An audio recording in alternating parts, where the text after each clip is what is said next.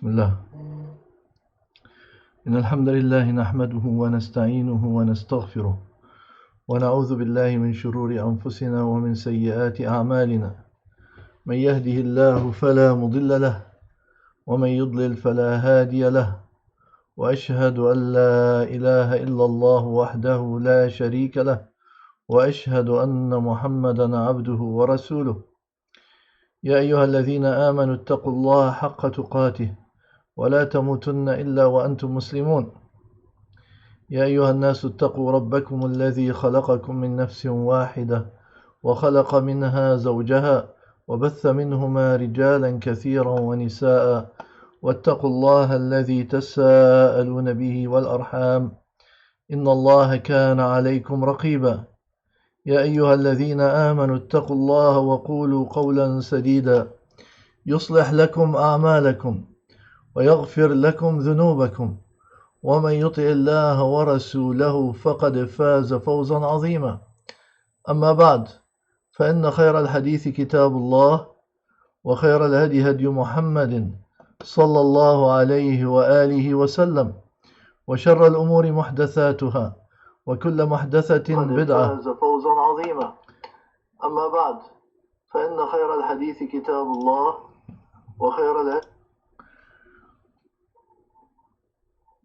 وكل محدثة بدعة وكل بدعة ضلالة وكل ضلالة في النار. وبعد.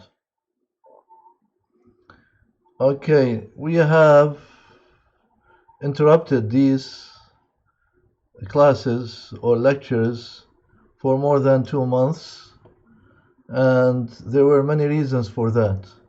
One reason was the problem with the hardware, and another is a problem with the timing, because the time that I was giving the lectures last, which was after Isha prayer here in Medina, was not a good time. Everybody would be on the internet, and therefore that would slow it down and would cause lots of interruption.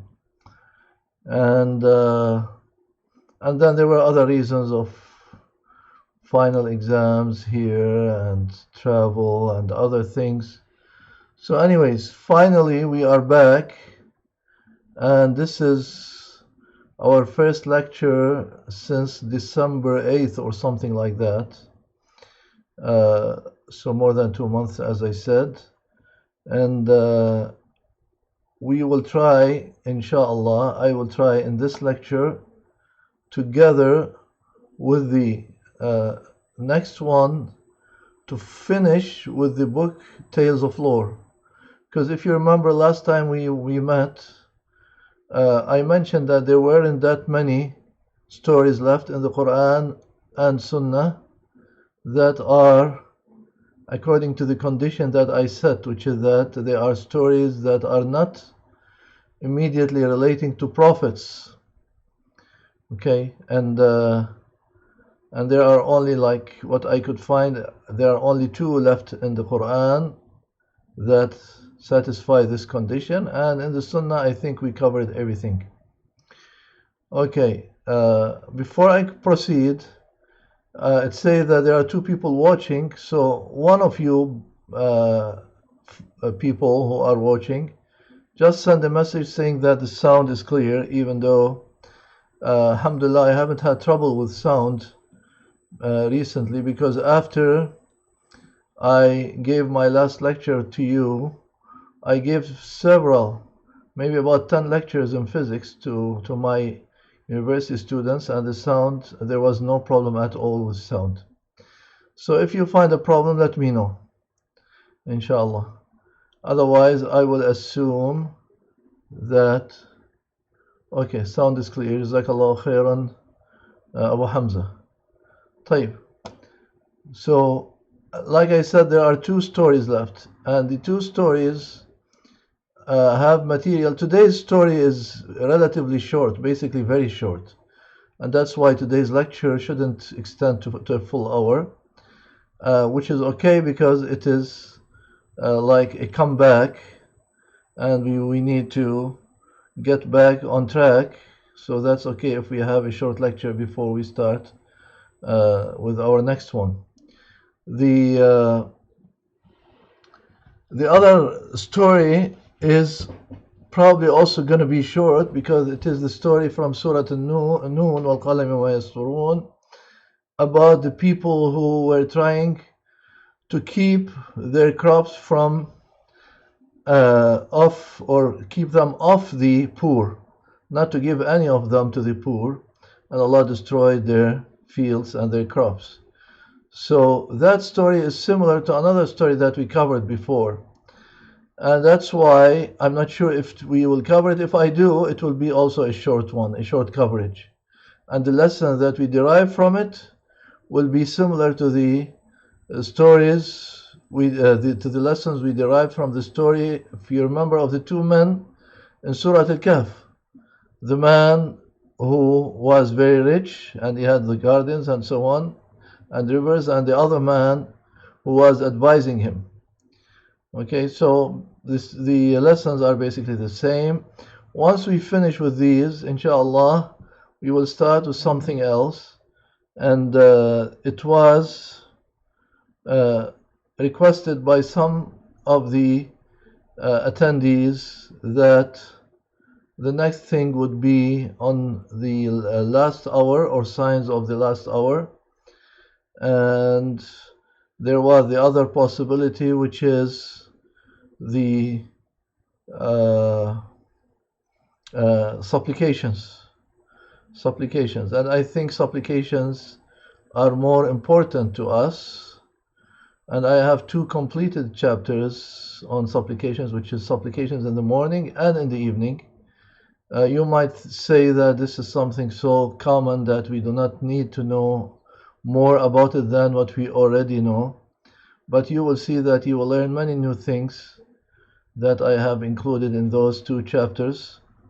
There is an introductory chapter which I am not finished with it, and inshallah I will try to do, and then present these two chapters and the introductory chapter to you in the hopefully, I hope, in the near future, together with a chapter that is also incomplete, but it has a lot of material in it, which is about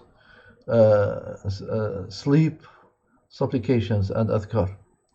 So we will see, that is on the one hand. On the other hand, the last hour is a very wide subject, and I have done a lot of work in the book that relates to that, but still it requires major organizing.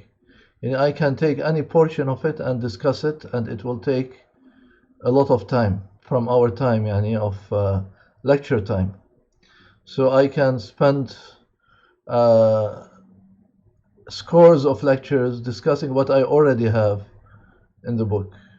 But I will try before I start with it, to organize it in a way that it follows somewhat a chronological order and also a systematic order.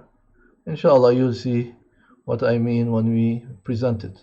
So we are now on the 6th month, Hijri month, which means we are about 3 months away from Ramadan, and that's when our final exams come, also in the beginning of Ramadan.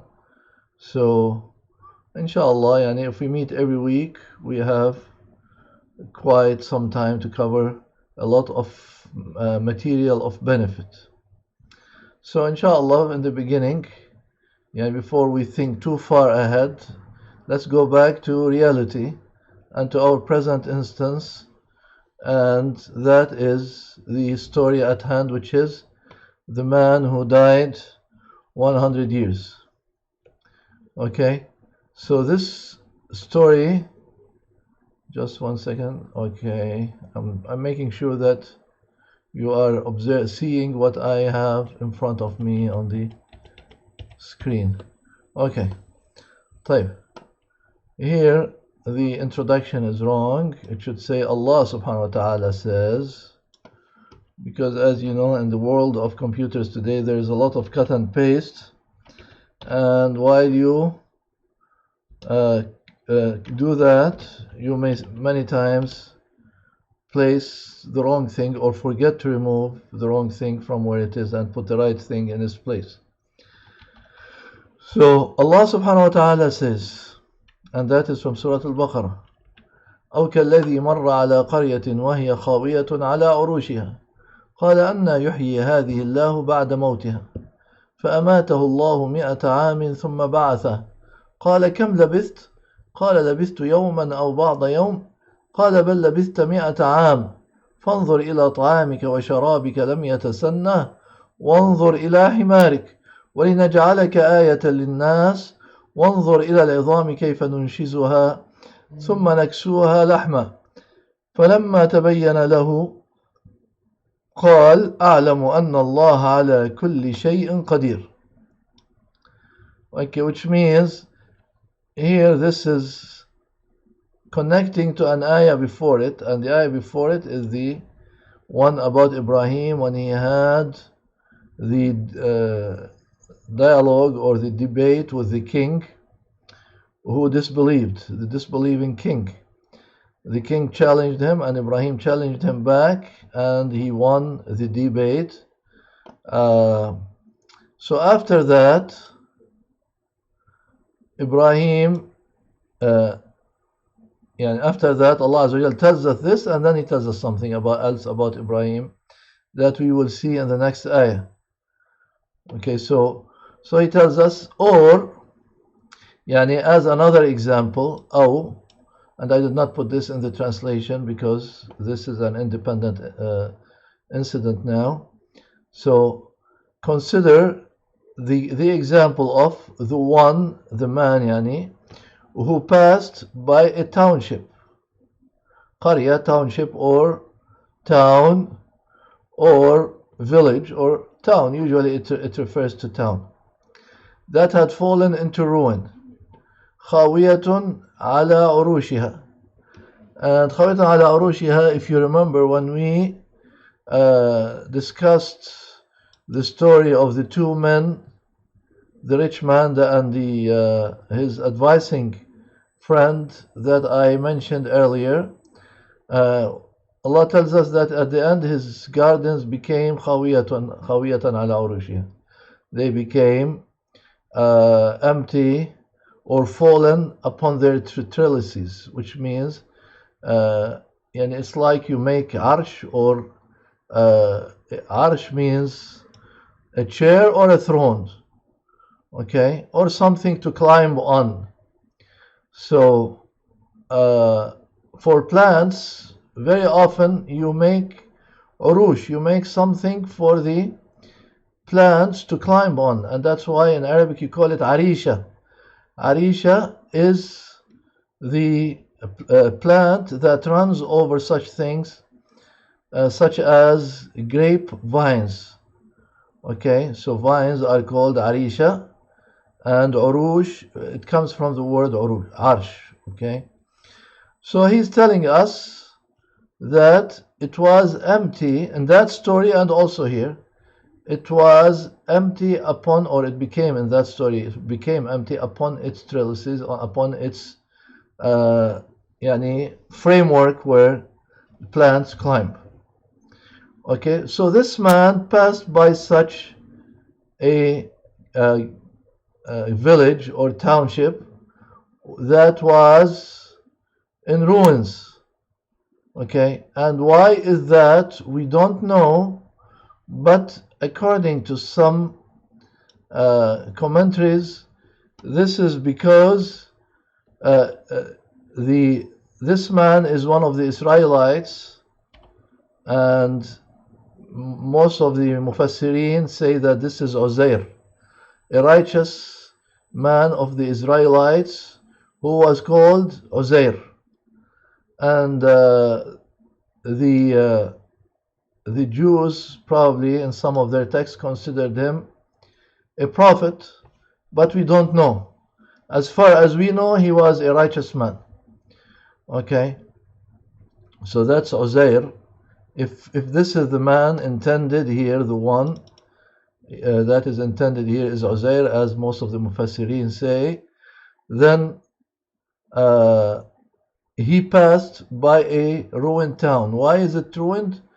Uh, some of the Mufassirin say it's because the Jews or the Israelites were driven out of their homeland at some period of time. They were taken into Iraq or Persia or some of those areas. So they were forced to immigrate and to leave behind their lands. They were taken as slaves or something like that. But later on, they came back for whatever historical reason, maybe they, and also for whatever Shari'i reason, which means probably they repented and they showed a lot of humility to Allah subhanahu wa ta'ala, so He allowed them to go back to their land. Okay, but at that point, when this man passed by that town, he found that it is in ruin. So he said to himself, أَنَّا يُحْيِي هَذِهِ اللَّهُ بَعْدَ مَوْتِهَا, Yani, how will Allah bring this to life after its death? And he said that probably out of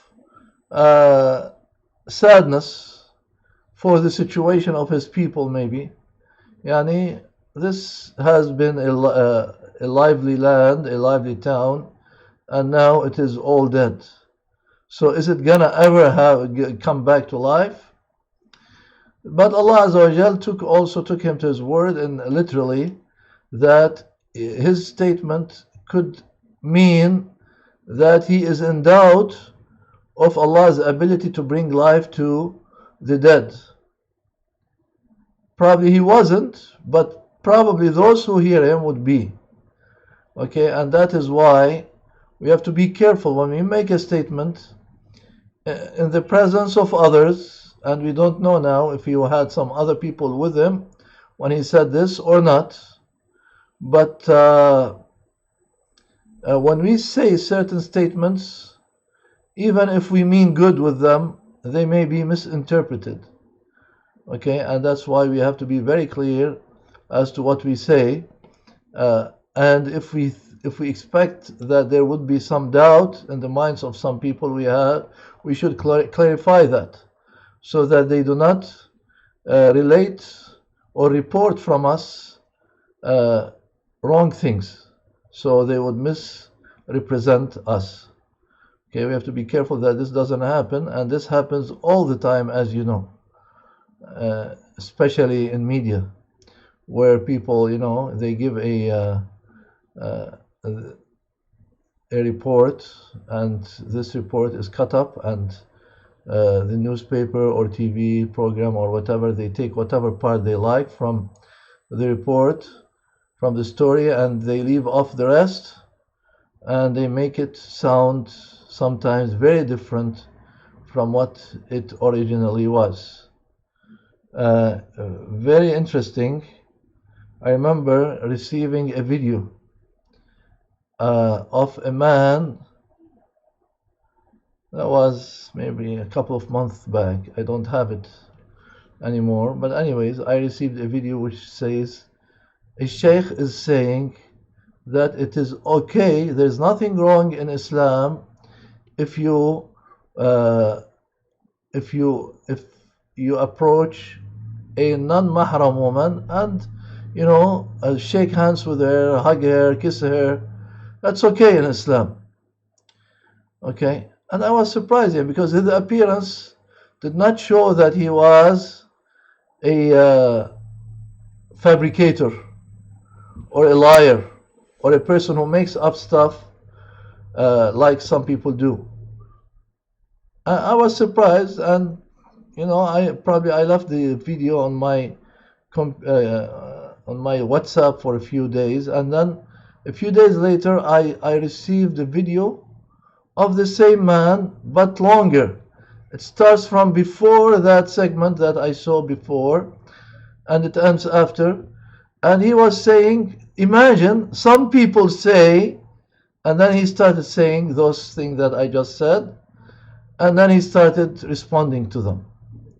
So in the other case, they just took the part that he was reporting what the others said, in which he was reporting or conveying what others said, and they removed everything before and after. And this gave a totally different picture, of course, of what he is trying to relate to us. So with present day's tools, this is very possible, and we do not want to add to this by making our statements vague and possible to interpret or misinterpret and so on. Anyways, I mean, there is no misinterpretation here. Allah Azza wa Jal knows exactly what the man meant, but he wanted to give a lesson to him and to other people who might have heard him or would learn about him later on. So he said, how would Allah ever bring this to life after its death? أَنَّ يُحْيِي هَذِهِ اللَّهُ بَعْدَ مَوْتِهَا. So Allah Azza wa Jal responded to that as follows. He said, فَأَمَاتَهُ اللَّهُ مِئَةَ عَامٍ ثُمَّ بَعَثَهُ. Just imagine, this whole 100 years was summarized in 5 or 6 words.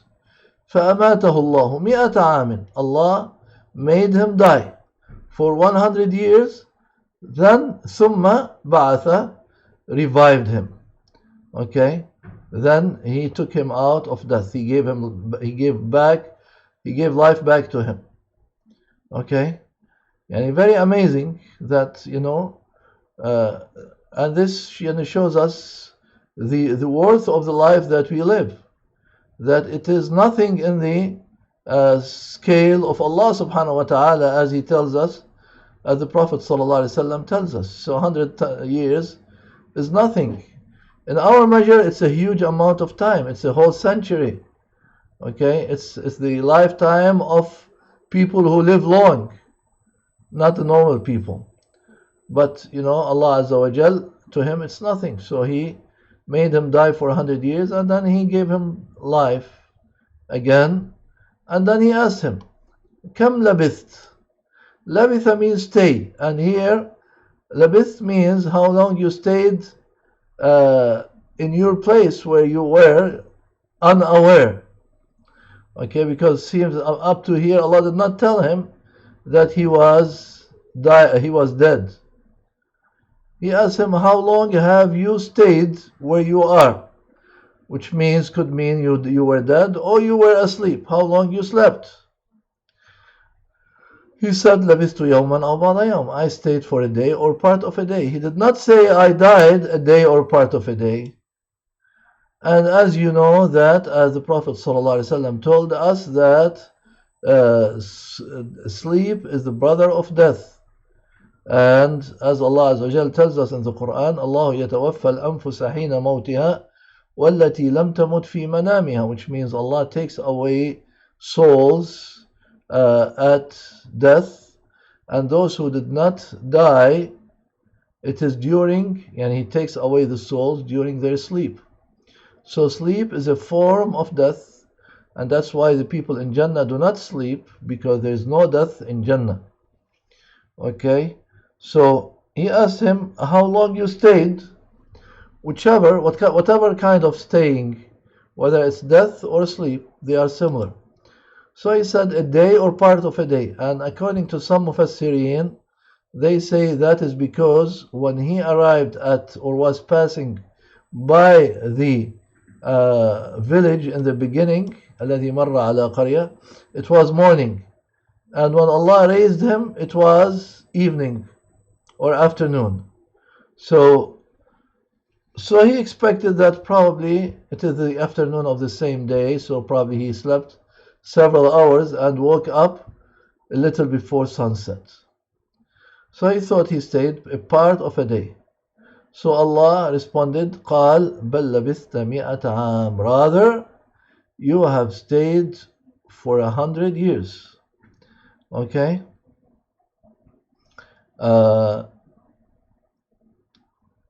فانظر إلى طعامك وشرابك لم يتسنى. Now, how did Allah speak to him like this? The answer is most probably, as some of the Mufassirin say, through an angel.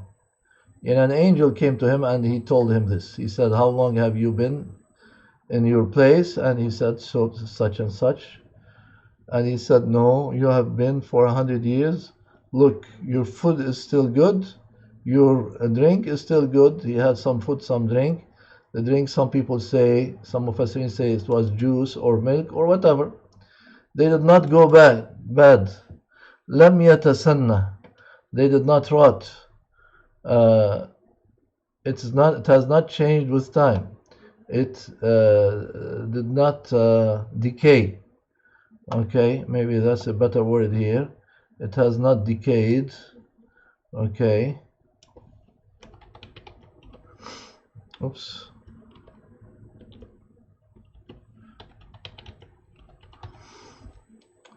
It has not decayed. Maybe we don't need the word time here because decay happens with time. It has not decayed. لم يتسنى. Okay. وانظر إلى حمارك. And watch your donkey. وَلِنَجْعَلَكَ آيَةً لِلنَّاسِ. Thus we will make you a sign to people, for people, to learn from, to take a lesson from. Now, here this ayah is like a jumla mu'tarida, which means it is not, yani it cuts the flow of the sentence, of the discussion, and it can be anywhere.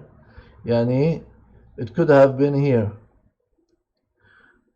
قال لبثت يوما أو بعض يوم. قال بل لبثت 100 عام ولنجعلك آية للناس. We will make you a sign for people because you stayed 100 years, and then he tells you everything that follows. But instead, Allah Azza wa Jal chose to put it here, and this is probably for emphasis.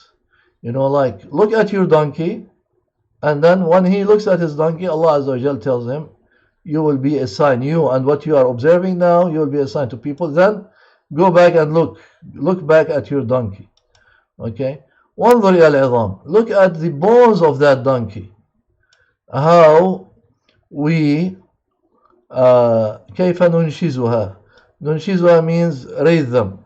Because as you know, when a being dies, an animal or a human, you know, it falls down and the bones become on the ground. So they don't stand like when the being is alive. Okay? And nunshizuha means raise them. So from being lying down on the ground, we will raise them. And also, some of the people of tafsir say that the bones were spread all around. Okay, so they were gathered.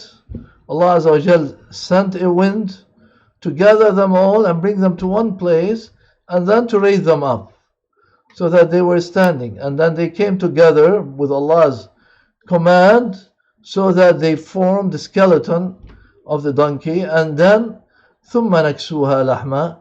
Then the flesh and the blood vessels, everything that also is part of the animal came together, and it became a complete donkey. Okay, that started braying, as some of the mufassirin say. So كيف ننشزها ثم نكسوها لحما. So his donkey became alive again in front of his own eyes. So Allah Azza wa Jal made him and the donkey to die. And did his body decay? We don't know. We are not told. Some of the mufassirin say that the same happened to him, and that Allah raised him from death, and that He gave him his eyesight first, so he was able to look around and see what's happening, as Allah was describing that, or the angel was describing that to him. فَلَمَّا تَبَيَّنَ لَهُ. So when all of this became clear to him, فَلَمَّا تَبَيَّنَ لَهُ. When this became clear to him, he said, قال أعلم أن الله على كل شيء قدير. I know that Allah is capable of everything. And by I know here, it means that I know now more than ever. Okay? Yani he probably knew before. He was a believer, and that's why Allah Azza wa Jal chose him for this lesson. he was a righteous person, and he said, I know now, even more than I knew before, that Allah is capable of everything. Okay, so that is the end of the story. And this man, as I said before, I think I said before, الذي مر على قرية, this one, according to the most Mufassirin, his name was Uzair. And Uzair was a righteous man of the Israelites. And as I said, I think also before, they considered him a prophet. For us, we don't know him as a prophet, so we consider him to be a righteous man. A righteous man that Allah chose him for this karama that we see in this story. What happened after that, we don't know. Did he? Oh, another thing is that, once he was raised from dead, he looked around in the direction of the village, of the town that was dead, and he found that it is alive. It is, there are people back there, and it is as vivid as he was hoping that it would be. Okay, which means that the Israelites came back and they rebuilt their houses, they redid their agriculture and so on. Okay, so he probably went to those people and he spoke with them and he told them what happened, and maybe that is why some of them glorified him and made him a god, a son of God. As Allah Azza wa Jal tells us, وَقَالَتِ الْيَهُودُ عُزَيْرٌ ibn Allah وَقَالَتِ النَّصَارَى الْمَسِيحُ ibn Allah. The Jews said Uzair is the son of God, or the son of Allah. And the Christians said Al-Masih, Jesus, is the son of Allah. وقالت النصارى المسيح ابن الله ذلك قولهم بأفواههم يضاهئون قول الذين كفروا من قبل. That's what they say with their mouths, with their tongues, okay, paralleling or saying similar things to those who disbelieved before them. So their statements are similar to the statements of the disbelievers. Of course, whoever claims that Allah has a child or has a partner is committing a major act of shirk by this. So Allah Azza wa Jal is refuting this, and he's telling that the Jews said that Uzair is the son of Allah. Now, did all the Jews say that? The answer is no. Not all the Jews, but some of them did say that Uzair was the son of Allah. We don't know if they were the people who were in that village or some others, Allahu Alam. But yeah, so this is what the Mufassirin, the people of Tafsir, say, that after these 100 years, the town was back alive. Okay.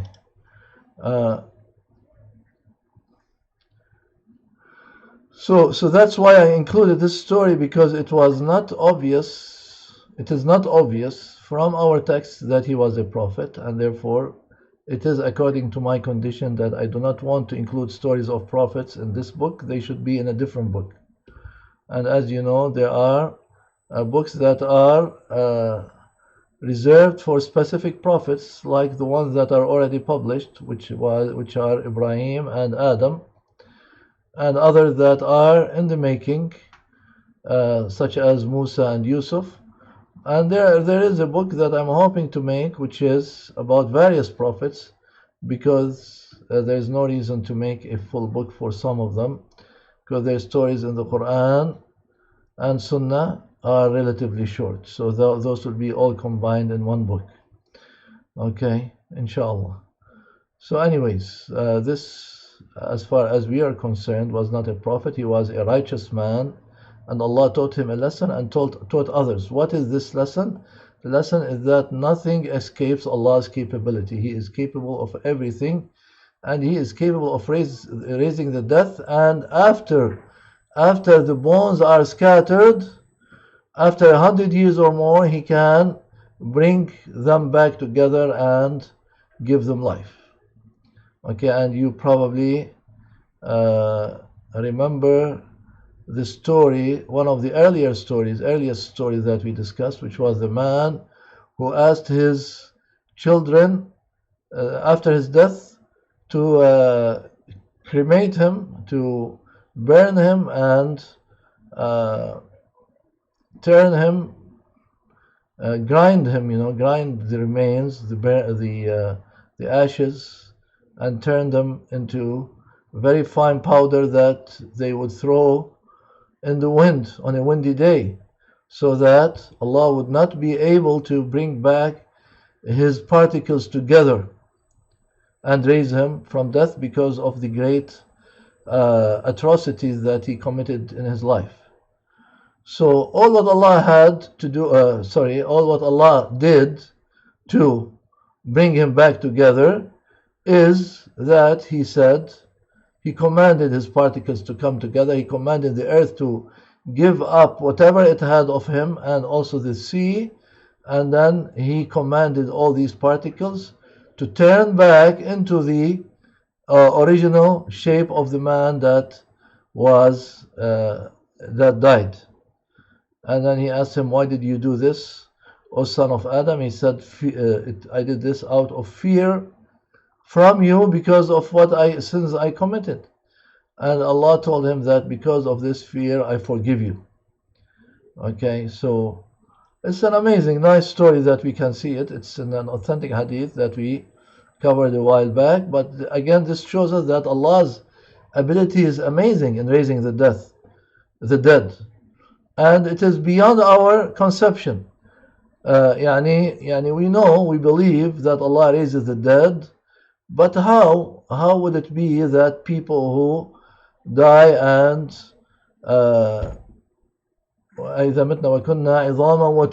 if we turn back to bones and dust, how can we be brought together like the pagans used to say?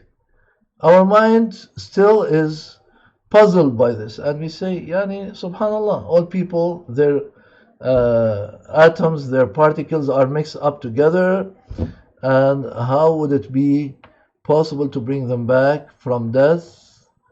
And the answer is that Allah, the one who created them the first time, is capable of doing it the second time, and is nothing beyond His ability, subhanahu wa ta'ala.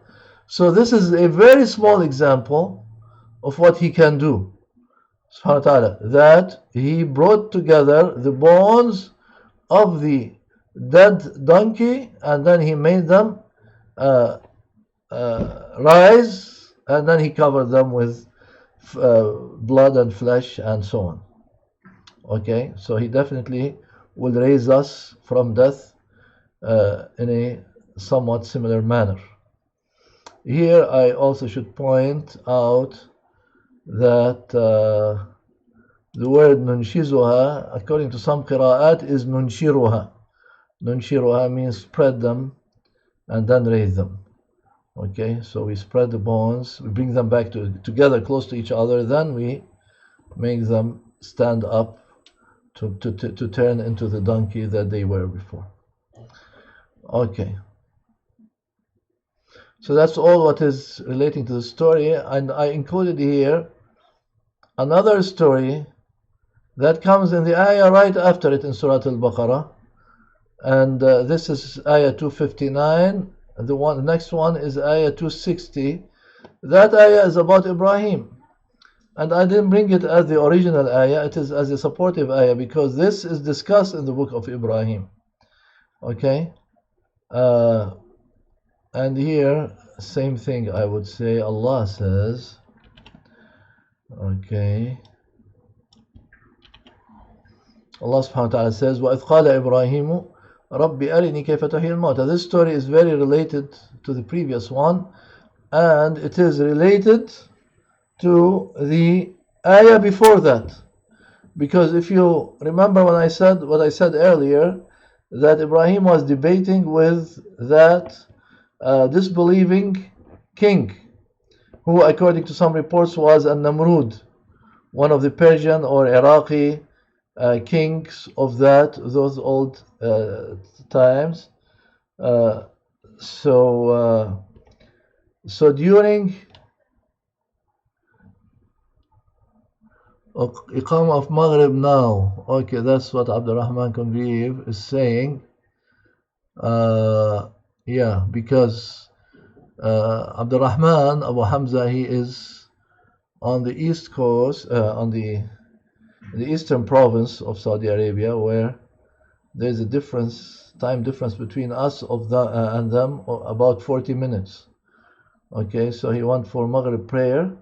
Our prayer, Maghrib prayer, is at 6:15 approximately nowadays.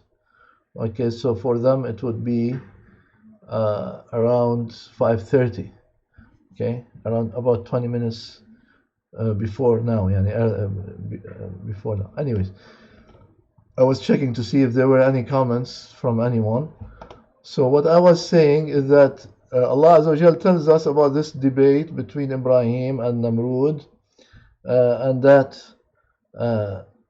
Ibrahim said that Allah is the one who gives life and death, and Namrud said, I also can give life and death, so what's the big deal? And then he brought two prisoners. He said, I'm giving life to this prisoner, and I will give death to that other prisoner, and he ordered him to be killed. So he said, you see, I give life and death. And Ibrahim, very smart in his debating. If you read how he debated with his people in the beginning of Surah Ankabut, it's amazing, the discussion that he had with them. Alayhi salam, that is like on the third and fourth pages of Surah Al-Ankabut. But here, in his smart method of debating, he did not dwell much on that. He did not say, no, I didn't mean this. I meant that, he gives life after something that is dead. He makes him live again, and vice versa, whatever. So he did not try to do that. Why? Because it was obvious that the man, the king, was trying to waste his time and other people's time by diverting their thoughts from the main issue. So instead of allowing this to continue, Ibrahim immediately turned to a totally different thing that took the king by surprise. He said, okay, you can bring life and death, right? Okay, there's something that my God can do, that let me see if you can do. He brings the sun from the east. In the morning he brings it from the east. So let's see if you can bring it from the west. He did not tell him, he did not allow him now the chance to play like before. He did not say, my God brings the sun from the east, what can you do? Because then he would say, no, it's rather me that I bring it from the east. Why you say it's your God? So instead of allowing him to say such a thing, he said, okay, my God brings the sun from the east, go ahead and bring it from the west. So that made him dumbfounded. He couldn't say anything after that. Okay, he lost the battle, the debate. So in those ayat, before this ayah of Uzair, Ibrahim was talking about that Allah gives life and death. Now here, Ibrahim, in this ayah, after the story of Uzair, Allah Azza wa Jal tells us again about Ibrahim, that Ibrahim asked Allah to show him with his own eyes how he gives death, how he gives life to the dead. Okay, and Ibrahim definitely believed in this, but still he wanted to see it with his own eyes. So وَإِذْ قَالَ إِبْرَاهِيمُ رَبِّ أَرِنِي كَيْفَ تُحْيِي الْمَوْتَى, and consider or remember or relate to them when Ibrahim said to Allah, O my Lord, let me see how you raise the dead. And Allah asked him, أَوَلَمْ تُؤْمِنْ, have you not believed? So why do you ask for this? Since you are a believer, there's no need for you to see this. He said, yes, indeed I do. But وَلَكِنْ يَطْمَئِنَّ قَلْبِي, but I would like my heart to be satisfied. Okay, I like to get more confidence in my heart. So Allah told him, take 4 birds, فخذ أربعة من الطير فصرهن إليك ثم اجعل على كل جبل منهن جزءا ثم ادعوهن يأتينك سعيا واعلم أن الله عزيز حكيم. Take 4 birds and commit them to yourself. I don't like this translation.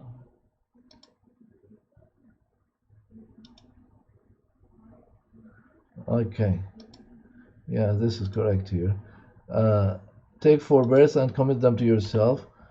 And still, I don't like this translation, commit. I think there should be a better word here. I'll do it later on, inshallah. But what it means is that he told him, bring 4 birds, whatever these birds. The Ibn Kathir says that the ulama have different views as to what these birds were.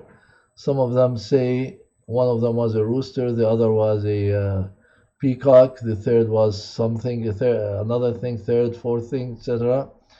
But it doesn't matter. It could be all 4 chickens, okay? 4 chickens, but most likely they were different birds. And I'll mention why. Okay, so he told him to bring 4 birds. And commit them to yourself means, what it means here, the translation, as I said, is not very clear. Surhunna ilayk, like, you make a sarra. Yani, bring them together with you, towards you. Catch them, hold them together, tie them together so that you have control over them. And then it doesn't say here, but he told him to slaughter them. After he brings them together, he told him to slaughter them. And then mix them up. And this is also not mentioned. But he tells him, ثُمَّ اجْعَلْ عَلَى كُلِّ جَبَلٍ مِنْهُنَّ جُزْءًا. Put on each hill, there were hills around him, so put on each hill a portion of them. ثُمَّ ادْعُوهُنَّ يَأْتِينَكَ سَعْيًا, and then call them, summon them. Maybe summon here is better than call.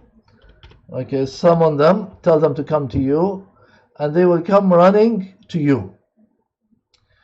Okay, they will come running to you. Now, according to some Mufassirin, what happened is that after he mixed them and mixed their parts, put them on different hills, then summoned them, they came running to him.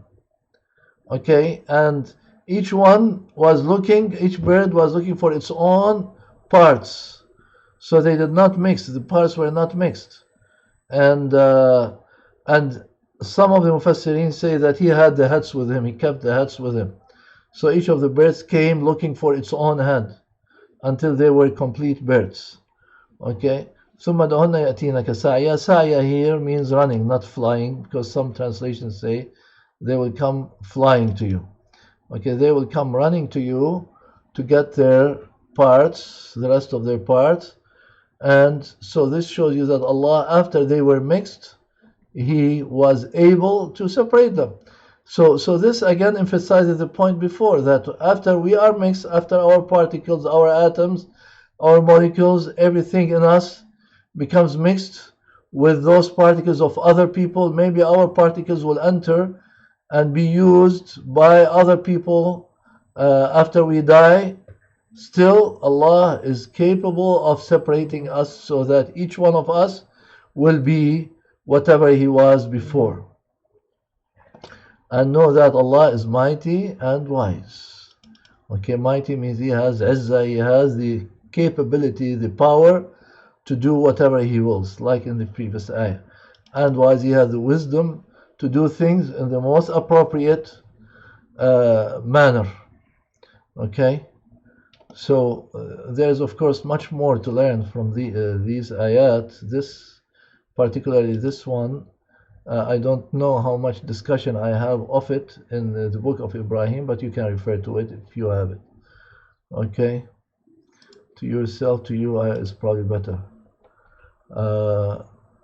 Okay, so this is the second story, and both stories are add up together to indicate to us the great power of Allah in resurrecting people. Note here also an interesting point, that this man, Allah made him die for 100 years. And if you remember the story of the man that that was raised from death. Let me see if I have it close by, maybe the next chapter. Here the titles are wrong anyways. The man raised from death should be the man who died for 100 years, but we come to this next story here. Nope, it's not here.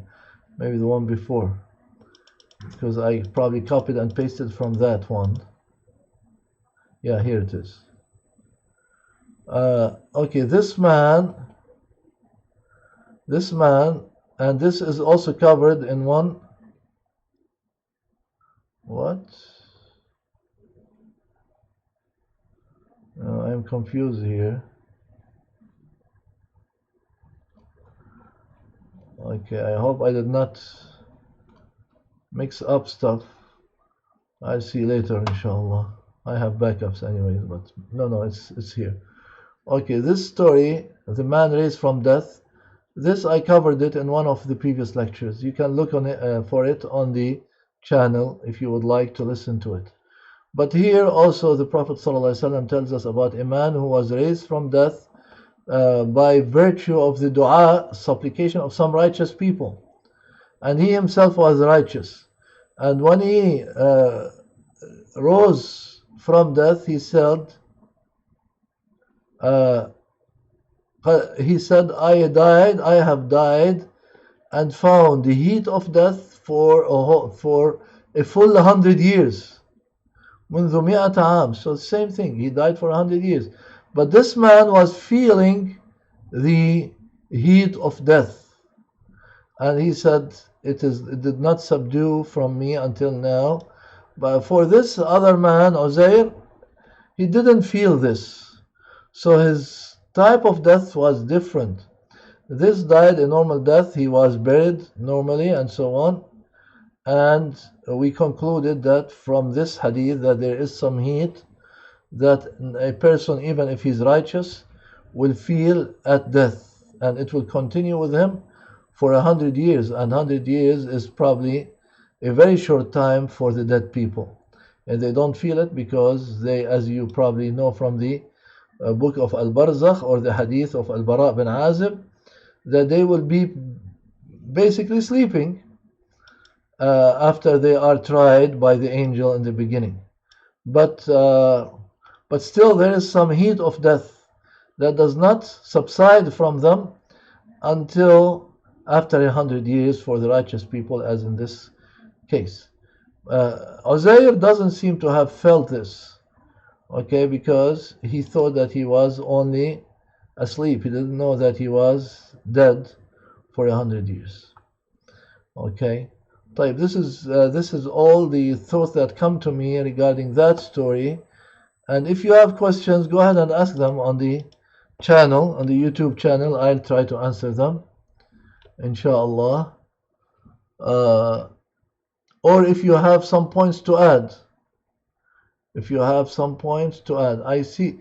You know what? When I look on the YouTube channel, I find that the picture is blurry, but afterwards it becomes clear. And if you come back to it after this finishes processing, like an hour later, you will find that the text and everything becomes very clear. So there's no need for me to upload the file that I have on my computer. Okay, so go ahead, inshallah, whoever is watching, and let me know if you have questions or comments or some additional benefits that we can gain from this ayah about Uzair, the one who died for 100 years, or anything else.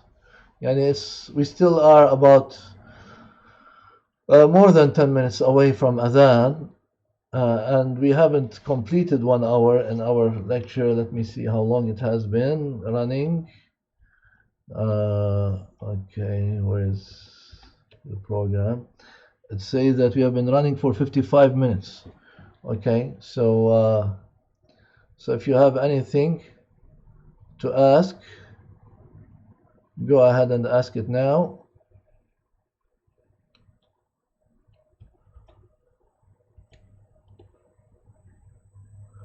I see that people are silent, okay, which means that everything is clear or everything is unclear. One of the two. But anyways, as I said in the beginning, that inshallah we probably have only one more meeting, one more lecture from this book, which is still in progress, and it needs a lot of work to come into its final publishing form. But in terms of the material that I need to include in it, there's only material that can be covered in just one lecture, which will be next time, inshallah. Okay, in a week from now. So if you have questions and you cannot think of them now, you can save them for next week or send them. This WhatsApp group that we have, don't desert it, and it can be of great benefit. If you have question between now and then, send it and I'll try to answer it, or I can save it until our next meeting, whichever is. If I feel that the question is urgent, I can answer it right away. Otherwise, I can save it for the next meeting and the next discussion. But please try to always participate and be let your participation be positive so that we all benefit, inshallah. Okay, so with this I stop here. سبحانك اللهم وبحمدك أشهد أن لا إله إلا أنت أستغفرك وأتوب إليك.